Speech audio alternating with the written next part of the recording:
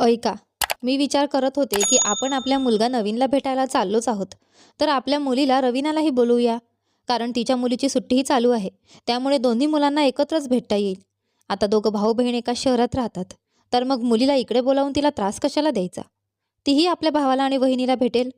सुमित्राजींनी आपल्या पती रामकिशनजींना सांगितले.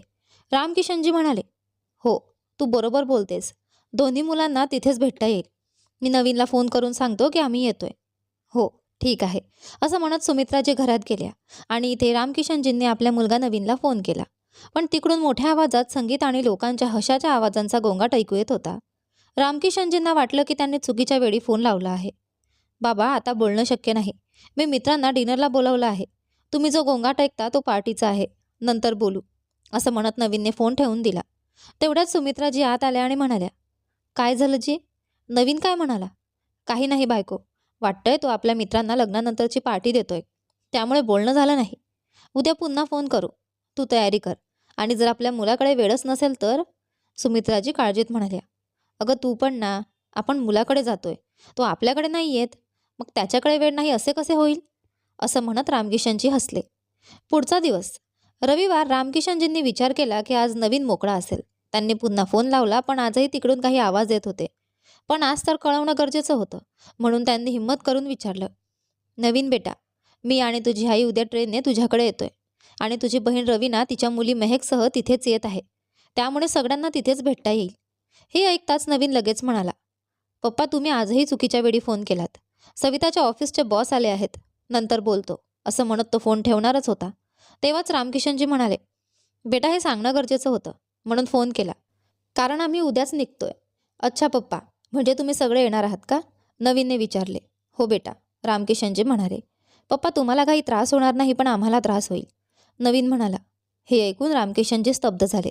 बाजूला उभे असलेल्या सुमित्राजींनी ही सगळी बोलणी ऐकली आणि विचार करत राहिल्या की आता आपल्या मुलीला काय सांगायचं आणि कसं सांगायचं की नवीनने त्यांना येऊ नका असं सांगितलं. लग्नाच्या आधी नवीन असा नव्हता. लग्नानंतर माणसं एवढी बदलतात का की त्यांना स्वतःचं कुटुंबच परकं वाटायला लागतं? रामकिशनजींचा मूड पूर्णपणे गेल्यामुळे त्यांनी रात्रीचं जेवणही घेतलं नाही आणि शांतपणे झोपून गेले. पण सुमित्राजी मात्र रात्रभर विचार करत राहिल्या. सकाळी मुलीला सांगावं लागेल की आपण मुंबईला जात नाही आहोत. त्यामुळे तिनंही आपल्या भावाकडे जाण्याचा प्लॅन रद्द करावा. पण खरं कारण काय सांगावं याच विचारांनी त्यांचं मन अस्वस्थ होत होतं. दुसऱ्या दिवशी सकाळी रामकिशनजी नुकतेच उठले होते. तेवढ्यात नवीनचा फोन आला. कापऱ्या हातांनी त्यांनी फोन उचलला. "सॉरी पप्पा, काल सविताशी बोलण्याआधीच मी तुम्हाला सांगून टाकलं की त्रास होईल. पण रात्री जेव्हा मी सविताशी बोललो तेव्हा तिला तुमच्या येण्याबद्दल काहीच अडचण नाही. त्यामुळे तुम्ही नक्की या. आपल्या येण्यामुळे काही बदल करू नका." नवीनच्या बोलण्यावर रामकिशनजी काहीच बोलले नाहीत. तेव्हा सुमित्राजींनी फोन घेतला आणि म्हणाले, "हो बेटा, आम्ही व्यवस्थित येतोय," असं म्हणत त्यांनी फोन ठेवला आणि रामकिशनजींना हलवून म्हणाल्या, "पाहिलंत ना, मी म्हणत होते ना की आपल्या सुनेला काही त्रास नाही. त्रास फक्त आपल्या मुलालाच होता." रामकिशनजी हे जाणून घेत होते की मुलाच्या संगोपनात कदाचित कुठेतरी काहीतरी कमी पडली असावी.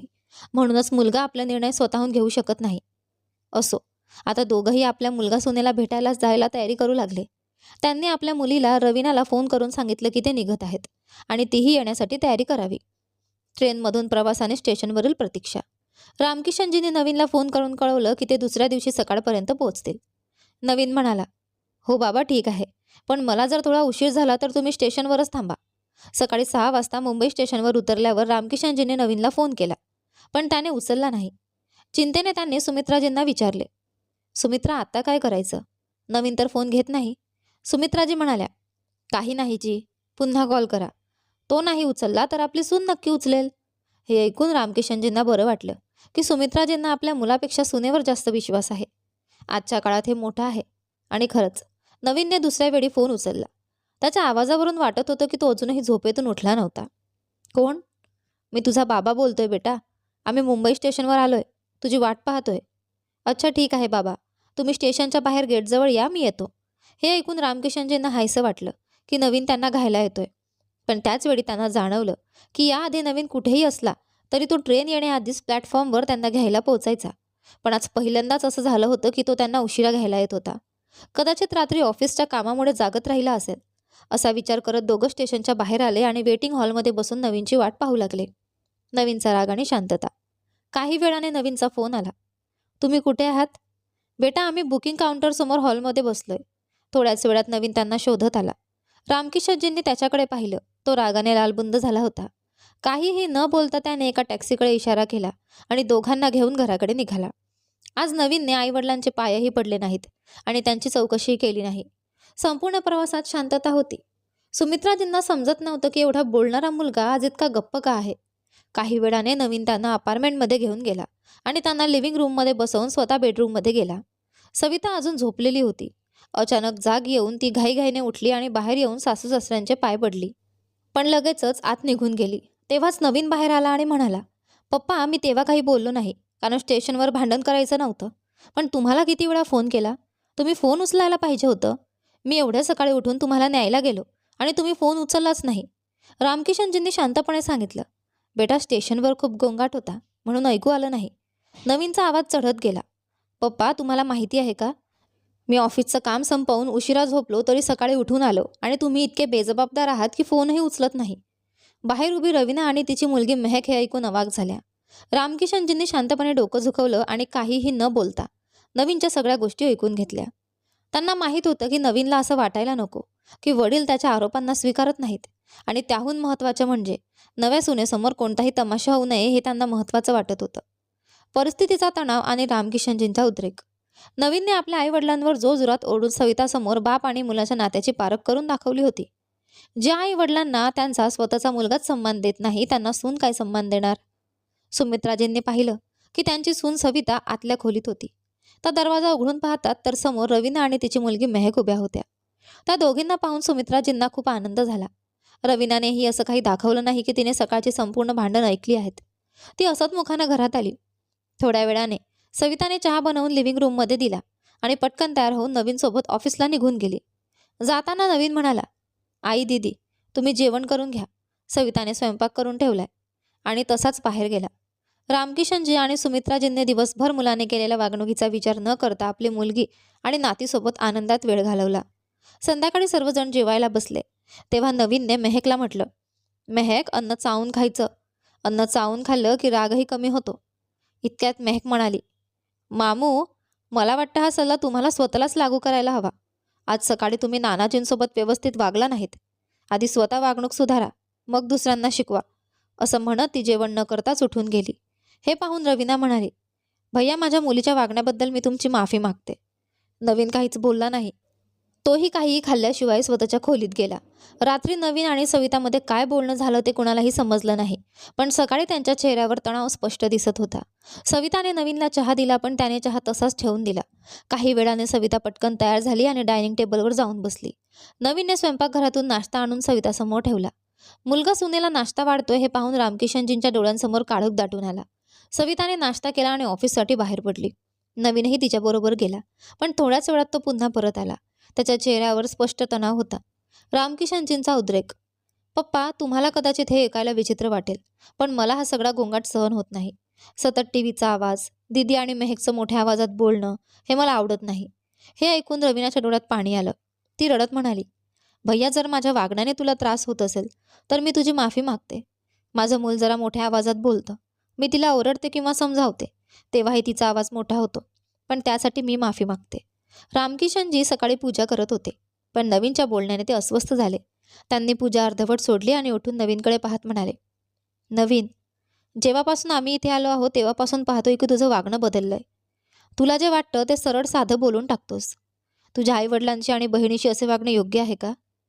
मी तुझं ऐकून घेईन, सहनही करीन, पण जर तू तुझ्या आई आणि बहिणीचा अपमान केलास तर मी ते कधीही सहन करणार नाही. माझी मुलगी इथे माझ्या सांगण्यावरून आली आहे. तिच्या मनाला दुखावणारी कुठलीही गोष्ट मला माझा अपमान वाटेल.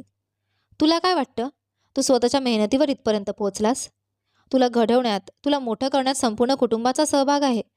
आणि माणूस कितीही मोठा झाला तरी आपली मुळे सोडत नाही. जे मुळे विसरतात ते आधारहीन होतात. हे बोलता बोलता रामकिशनजींचा श्वास वाढू लागला. संपूर्ण वातावरणात शांतता पसरली. नवीनने वडिलांचा असा कधीही न पाहिलेला राग पहिल्यांदाच पाहिला होता. काही वेळ शांत राहिल्यानंतर रामकिशनजींनी पुन्हा बोलायला सुरुवात केली. नवीन, मी माझ्या मोठ्या भावाला पित्यासारखं वाढवलं आहे. तुला ठाऊक आहे, मी लहान होतो तेव्हाच माझ्या वडिलांचं निधन झालं होतं. मी तुझ्या डोळ्यासमोरच राहिलो आहे. तूही पाहिलंय. जेव्हा माझ्या भावाची पत्नी स्तनाच्या कर्करोगाने त्रस्त होती, तेव्हा मी माझ्या 2 खोल्यांच्या छोट्या क्वार्टरमध्ये राहून 4 महिने तिचे उपचार करून घेतले. आणि आता तुझे आई-वडील, बहीण आणि भाची फक्त 10 दिवसांसाठी आले आहेत. तेच तुला जड वाटत आहेत. मला माहीत आहे की तू हे सगळं फक्त तुझ्या नवीन पत्नीसमोर आपला प्रभाव आणि रुबाब दाखवण्यासाठी करतोयस. कदाचित तिला प्रभावित करण्यासाठीही. पण असं वागून तुझा रुबाब वाढणार नाही. उलट तिच्याही डोळ्यात तू अधिक खाली पडशील. रामकिशनजींच्या या कठोर शब्दांवर नवीनने काहीही प्रत्युत्तर दिलं नाही. तो फक्त एवढंच म्हणाला, तुम्ही काहीही म्हणा, पण मी आज जो काही आहे तो फक्त माझ्या स्वतःच्या मेहनतीमुळे आहे. इतकं बोलून नवीन आपल्या खोलीत गेला आणि झोपून राहिला. तो आज ऑफिसलाही गेला नाही, जेवणही केलं नाही. एकट्याचा विचार आणि आत्मपरीक्षण. संध्याकाळी साधारण 4च्या सुमारास नवीन स्वतःच उठला. तो बाथरूममध्ये गेला आणि बराच वेळ अंघोळ करत राहिला. जणू काही त्याच्या शरीरावर साचलेला राग तो धुवून टाकू पाहत होता. थोड्याच वेळात रामकिशनजींनी पाहिलं की नवीन खाली जात आहे. त्याने आपली बाईक काढली आणि कुठेतरी निघून गेला. कधी कधी लोक तणाव कमी करण्यासाठी लांब ड्राईव्हला जातात. कदाचित नवीनही तसंच करत होता. रामकिशनजी आणि सुमित्राजींशी त्याने काहीही संवाद साधला नाही. जणू तो त्या घरात एक अज्ञात पाहुणा झाला होता. फक्त दिवस मोजत होता. रात्री 8च्या सुमारास नवीन आणि सविता दोघेही घरी परत आले. नवीनच्या हातात एक मोठं पाकिट आणि एक प्लास्टिकचा पिशवी होती. तो घरात शिरताच त्याने मोठं पाकिट मेहकच्या हातात दिलं आणि प्लास्टिकची पिशवी आपल्या आईच्या हातात ठेवली. नवीनचा पश्चाताप. पित्याच्या समोर बसून नवीन म्हणाला, पप्पा, आज सकाळच्या माझ्या वागण्याबद्दल मला माफ करा. असं म्हणताना त्याचा गळा दाटून आला. तो वडिलांच्या जवळ जाऊन म्हणाला, बाबा, जेव्हा मी लहान होतो आणि जेव्हा मी तणावात असायचो तेव्हा तुम्ही माझ्या डोक्यावरून हात फिरवायचात. आज तुम्ही तसं नाही करणार का? हे ऐकून रामकिशनजींच्या डोळ्यातही पाणी आलं. तेवढ्यात नवीनने आईकडे पाहत विचारलं, आई, पण तू मला का नाही ओरडली? तू तर लहानपणी मला किती ओरडायचीस. तू ओरडलीस की माझ्या सगळ्या चुका आपोआप सुधारायच्या. मग त्याने रवीनाकडे पाहिलं आणि म्हणाला, दीदी, तू फक्त अश्रू ढाळत राहिलीस. लहानपणी जर मी काही चुकीचं केलं तर तू मला सांगायचीस. बघ, आईकडे तक्रार करीन. जरी तू कधी आईकडे माझी तक्रार केली नाहीस तरी तुझ्या या धमकीने मी सरळ व्हायचो. पण आज तूही काहीच बोलली नाहीस, फक्त रडत राहिलीस. आज जर पप्पा मला ओरडले नसते तर मला कोणीच शिस्त लावणारं नव्हतं. मी इतका मोठा झालोय का की आता मला कोणी काही सांगू शकत नाही? हे बोलताना नवीनच्या डोळ्यांतून अश्रू वाहू लागले. तेवढ्यात मागून कोणीतरी त्याचा शर्ट ओढला. नवीनने मागे पाहिलं तर मेहक रडत होती. ती म्हणाली, आय एम सॉरी मामू, मला माफ करा. मला काल रात्री असं बोलायला नको होतं. हे ऐकून नवीनने तिला गळ्यात घेतला आणि म्हणाला, कोणतीही अडचण नाही बेटा. कधी कधी लहानसुद्धा मोठ्यांना खूप मोठा धडा शिकवून जातात. कुटुंबाचे पुनर्मिलन. इतक्यात नवीन आई वडिलांकडे वळून म्हणाला, आई बाबा, मी कितीही मोठा झालो तरी तुमच्यासाठी कायम लहानच राहीन. माझी चूक असेल तर तुम्ही निसंकोच मला ओरडा. इतक्यात घराचा दरवाजा वाजला. सविताने जाऊन दरवाजा उघडला. 2 माणसं मोठा बॉक्स घेऊन घरात आली. सुमित्राजींनी विचारलं, हे काय आहे बेटा? सविता हसत म्हणाली, आई, हा AC आहे.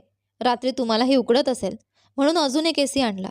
हे ऐकून सुमित्राजी म्हणाल्या, अरे बेटा, याची काय गरज होती? आम्ही तर फक्त 5-10 दिवसच राहणार आहोत. इतके पैसे का वाया घालवले? हे ऐकून नवीन म्हणाला, नाही आई, फक्त 10 दिवस नाही. आता तुम्ही कायमच आमच्यासोबत राहणार आहात. तुमचा मुलगा आणि सून दोघेही येते आहेत. तर तुम्ही गावी का राहायचं? सुमित्राजी काही बोलणार तोच नवीन म्हणाला, आणि ताई, आता मेहकच्या सुट्ट्या तू आमच्याकडेच घालवणार. हे ऐकताच रवीनाच्या डोळ्यात आनंदाश्रू उभे राहिले. रामकिशनजी आणि सुमित्राजीही आपल्या मुलाच्या बदललेल्या वागण्याने अत्यंत सुखावले होते. आज संपूर्ण कुटुंबाच्या मनातील सगळी कटुता आणि तक्रारी निघून गेल्या होत्या. आशा करते की तुम्हाला आमची ही छोटीशी कथा आवडली असेल. कथा आवडली असेल तर व्हिडिओला लाईक करा, चॅनलला सबस्क्राईब करा, छान छान कमेंट करा. धन्यवाद.